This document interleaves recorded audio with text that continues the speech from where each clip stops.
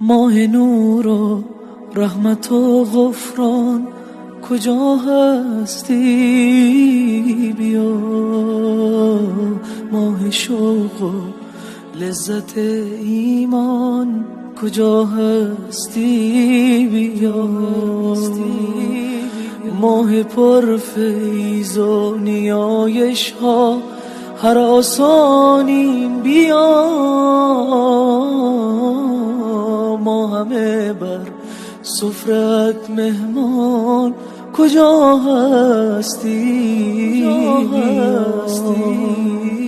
ای شبستان قلوب مسلمین آخر بیا ای گذرگاه مسلمانان کجا هستی؟ بیا ما هوای تازه میخواهیم و دلتنگ توییم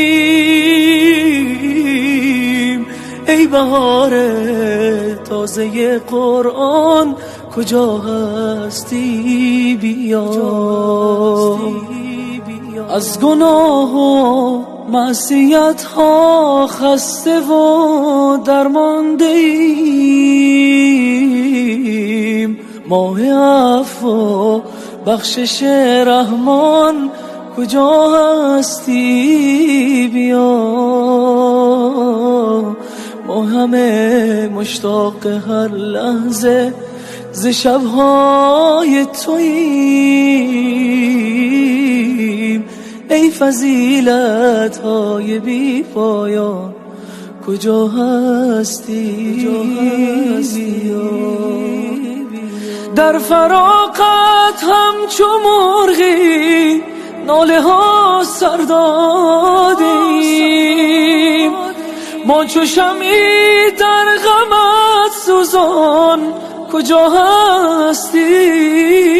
بیا ای مه نیکان بیا و دست شیطان را ببند ماه عتق از آتش نیران کجا هستی؟ بیا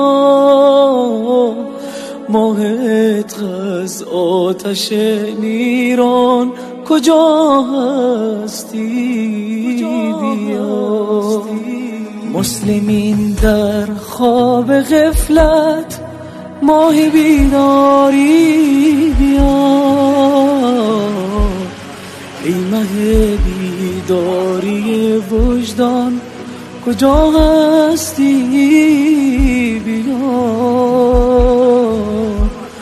ماه روزه ماه تمرین عبودیت بیا ماه صبر